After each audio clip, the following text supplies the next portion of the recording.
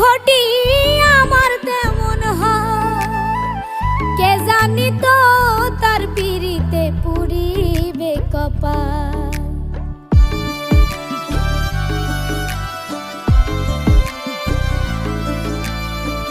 কুমার যেমন পুরাই ঘটি আমার তেমন হাল, কে জানি তো তার পিরিতে পুরিবে কপাল।